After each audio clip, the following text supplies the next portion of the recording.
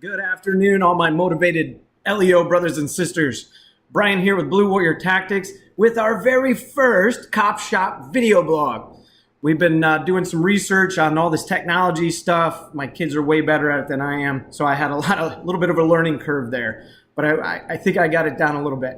I'm going to try to keep these videos around maybe 5 minutes so it doesn't suck up too much time out of your busy day. And I'm going to try to do it once a week, but in the beginning, it might be every other week. So please be patient with us. We're still learning all this stuff as we go. So what I wanted to talk about today is a recent post that I put on Instagram, Facebook, and Twitter, which says that we're not really as good as detecting deception as what we might think. Now, I've talked to officers all over the country, and they're like, I'm pretty good at it.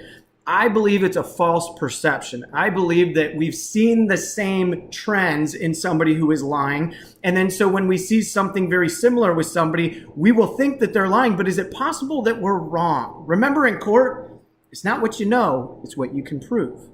So what that means is sometimes, based on our previous experiences and memories, we could be falsely accusing somebody who is actually telling the truth.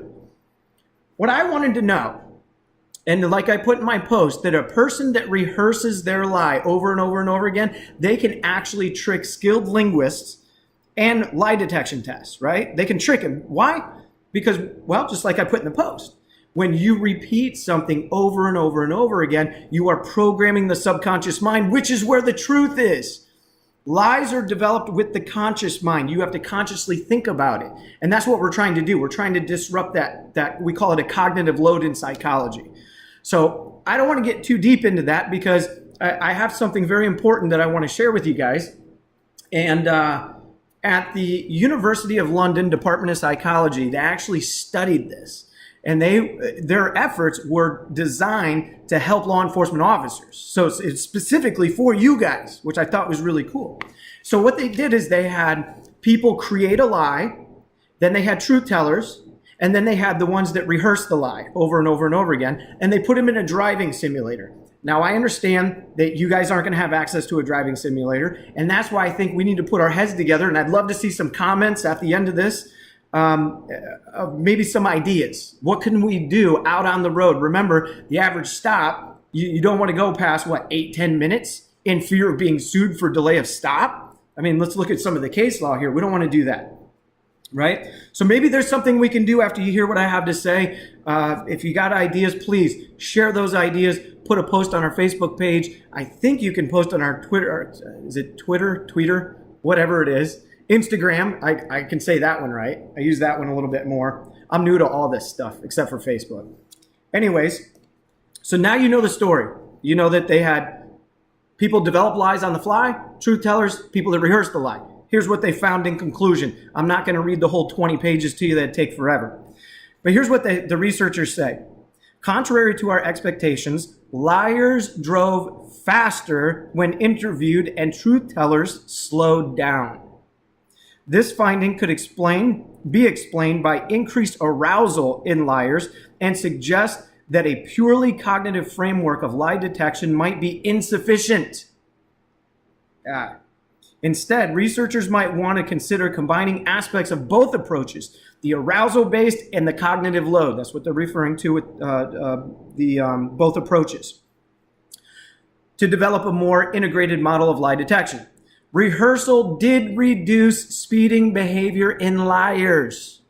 See? So the ones telling the lie on the fly, they sped up. Why? Because nerves. They were getting nervous. Truth tellers slowed down because, I'm not in any trouble here.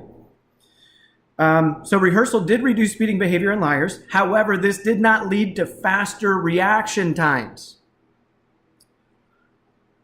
Now you're talking about arousal base, right? Because the reaction time is the arousal.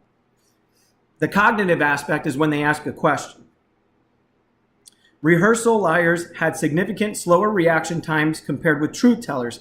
These present findings suggest that rehearsal as a countermeasure to deception detection might be effective on measures associated with arousal, like speed. However, it seems less successful on measures related to cognitive load, reaction time.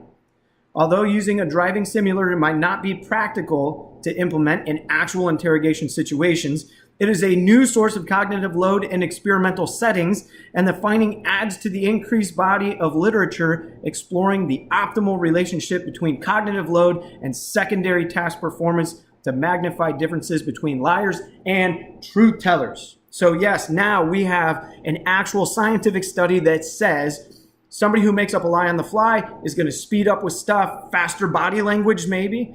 Truth tellers are going to slow down. Now, granted, we have to take into account nerves. That's important.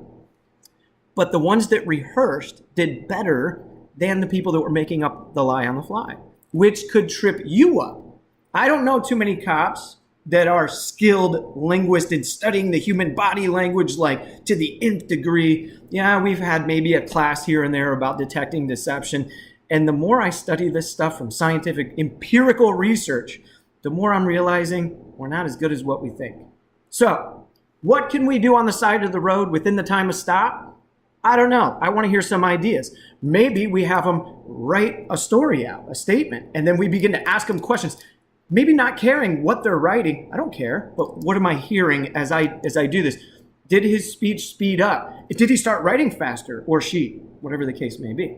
So I think this is very important to talk about. Please share some ideas with us down there. Tell all your friends about our video blog. We want to get more LEOs involved in doing this. Our passion at Blue Warrior Tactics is to provide the very best up-to-date training for police officers all over the country, right? You guys have a difficult job, and we just want to make sure that you're getting the best and the newest information that is out there. So please, tell all your friends about us. Have them like our Facebook page. We have an Instagram and a Twitter account, and we'll look for you on the next video that we put out. I'm going to try to do some live videos. This is obviously a pre-recorded one because I think what I'm going to do is upload them all to YouTube, and then I'll share them on our other platforms here. So I'll keep you posted as we go. I know Ed's been putting some posts on our seminars we got coming up. We got quite a few seminars. If you go to bluewarriortactics.com, go to our upcoming events page, our Google Calendar will come up. You can see where we're going to be. If you want to join in on the class, fill out the registration form.